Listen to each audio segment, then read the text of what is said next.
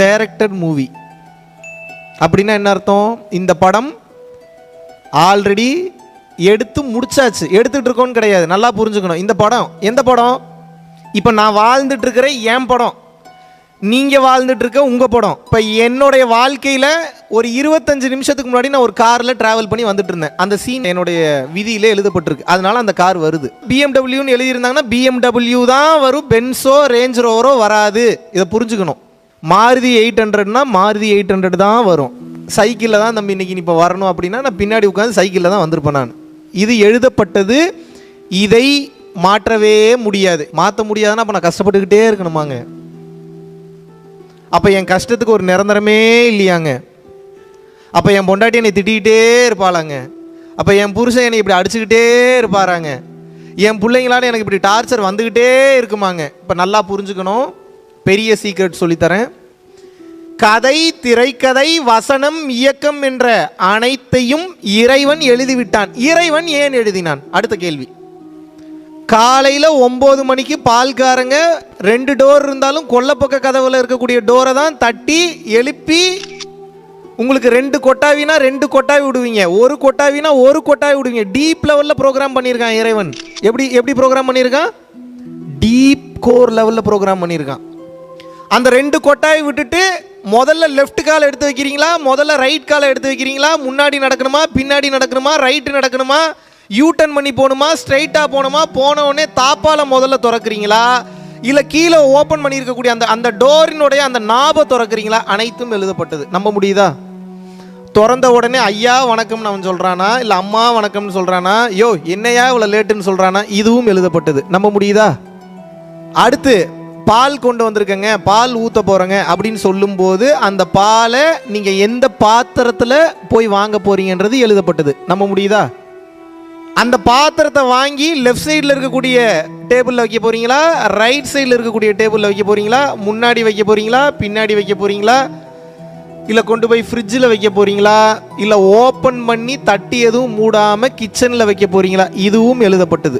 காலையில் எந்திரிக்கிறதுலேருந்து நைட்டு நீங்கள் தூங்குற வரைக்கும், நைட்டு நீங்கள் தூங்குனீங்கன்னா உங்களுக்கு என்ன கனவு வரணும், அது எப்படி வரணும், அது எங்கேருந்து வரணும், இது அனைத்தும் இறைவனால் எழுதப்பட்டது. விச் மீன்ஸ் நீங்கள் பிறப்பிலிருந்து இறப்பு வரை உங்களோட கதை எழுதப்பட்டாச்சு. அறிவில்லாமல் சுத்தக்கூடிய மனிதன் தான் இப்படி எழுதப்பட்ட வாழ்க்கையில் இதை மாற்ற முடியாதா அதை மாற்ற முடியாதான்னு நினச்சி கஷ்டப்படுவான். அறிவு இருக்கக்கூடிய மனிதன் என்ன பண்ணுவான் அப்படின்னா நடப்பதை ஏற்றுக்கொள்வான். இப்போ பிரச்சனை உங்களுக்கு என்னென்னா நடக்கிறத ஏற்றுக்க மாட்டீங்க, அதனால மொத்த வாழ்க்கையும் கஷ்டமாக இருக்குது, வலிக்குது. இப்போ எனக்கு என்னதாங்க வேலை அப்படின்னு கேட்குறீங்கல்ல, எனக்குன்ற ஒன்று அங்கே இல்லை. அதுதான் இங்கே பெரிய பிரச்சனையே. எனக்குன்ற ஒன்று இல்லை, நான்ற ஒன்று இல்லை, என்னாலன்ற ஒன்று இல்லை, நான்ற தன்மை இங்கே இல்லை. அப்போ எது இங்கே உட்காந்து பார்த்துக்கிட்டு இருக்கு, எது உட்காந்து கேட்டுக்கிட்டு இருக்கு? இறைவனால் டிசைன் செய்யப்பட்ட ஒன்று இங்கே உட்காந்து கதை கேட்டுக்கிட்டு இருக்கு. இதுக்கு பேர் உடம்புன்னு வச்சிருக்கான். இதை எது கொடுத்துருக்கான்? இதை புரிஞ்சுக்கன்றதுக்காக கொடுத்துருக்கான். இப்போ ஒரு கேம் பார்த்துருப்பீங்க. அந்த கேமில் வந்து பார்த்தீங்கன்னா இங்கே ஒரு ஓட்டை இருக்கும், அதுக்கு இடையில நிறைய பிரிக்ஸ் இருக்கும், செங்கல்கள் இருக்கும்.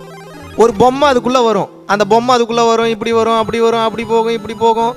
அப்புறம் அங்கே 2-3 இது அழிக்கிறதுக்காக ஒரு இடையில வீடியோ கேமில் அது ஒரு பொம்மை மாதிரி. இந்த வாழ்க்கை எனும் பூமி எனும் கேமில் நீங்கள் ஒரு பொம்மை. அம்மாவின் யோனி வழியாக வெளியே வரும்போது உள்ளே என்ட்ரு ஆகிட்டீங்க அந்த கேமுக்குள்ளே. இப்போ உங்கள் வேலை என்னென்னா இப்போ வெளியே போகணும். வெளியே போகிறதுக்குள்ளே இந்த கேம் என்னன்றதை புரிஞ்சுக்கிட்டு போகணும், இல்லாட்டினா மறுபடியும் வருவீங்க. எப்படி வசதி? இப்போ நீங்கள் புரிஞ்சுக்கணுங்க, இதுக்கு தான் பிறந்திருக்கீங்க. எதை புரிந்து கொள்ள வேண்டும்? இங்கே நான் என்ற ஒன்று கிடையாது, இங்கே மனிதன் என்ற ஒன்றே கிடையாது, இங்கே எனக்குன்ற எதுவுமே கிடையாது. இங்கே நடப்பது அனைத்தும் பொய், இங்கே நடப்பது அனைத்தும் மாயை என்பதை புரிந்து கொண்டே இந்த வாழ்க்கையை வாழணும். இப்படிப்பட்ட வாழ்க்கையை வாழும்போது தான் உங்களுக்கு ஞானம் வரும். ஞானம்னா என்ன அப்படின்னா, this is completely about simulation process. காட்சியாக தெரியும், ஆனால் அந்த காட்சி உண்மை கிடையாது. இதுக்கு பேர் தான் சிமுலேஷன். சிமுலேஷன்னா உருவகப்படுத்துதல்னு அர்த்தம். இந்த சிமுலேஷன் ப்ராசஸில் உங்களுக்கு என்ன டாஸ்க்கை இறைவன் கொடுத்துருக்கிறாருன்னா நல்லா புரிஞ்சுக்கணும். ஒருத்தர் க்யூட்டாக இருப்பீங்க, ஒருத்தர் க்யூட் இல்லாமல் இருப்பீங்க, ஒருத்தர் அப்படி இருப்பீங்க, ஒருத்தர் கோவக்காரராக இருப்பீங்க. இது எல்லாமே இறைவன் வந்து ஸ்கெட்ச் போட்டு அனுப்பிச்சிருக்கிறார் உங்களுக்கு. இந்த கேமே என்ன அப்படின்னா நிறைய சூழ்நிலைகள், நிறைய சந்தர்ப்பங்கள், நிறைய பிரச்சனைகள், நிறைய இடர்பாடுகள் உங்கள் வாழ்க்கையில் எழுதப்பட்ட படத்தில் வந்துக்கிட்டே இருக்கும். இதான் scenes. Scene number 1, scene number 2, scene number 3, scene number 4, scene number 5. இந்த மாதிரி எத்தனை உங்கள் படத்தில் சீன் இருக்குன்னு எனக்கு தெரில.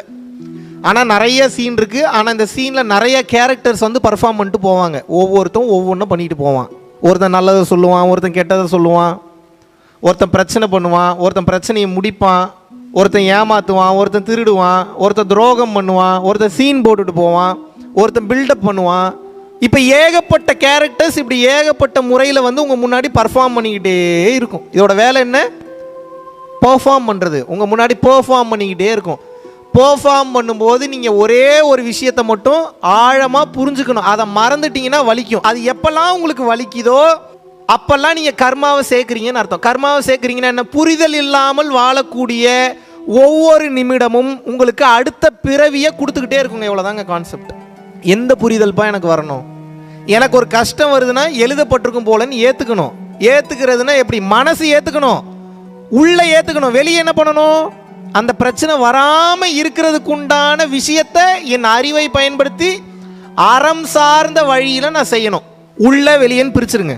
வெளியே ஒரு பிரச்சனை வருது, ஏற்றுக்கங்க அப்படின்னா சரி நான் ஏற்றுக்கிறேன் அப்படின்னு எப்படி ஏற்றுக்க முடியும்? நீங்கள் ஒரு 2 வீலர் பைக் ஒன்று வச்சுருக்கீங்க, ஒருத்தன் திருடிட்டு போயிட்டான். எப்படி என்ன பண்ணுவீங்க நீங்கள்? சரி மகாவிஷ்ணு சொல்லிட்டாப்ல ஏற்றுப்போம் அப்படின்ட்டு ஏற்றுப்பீங்களா?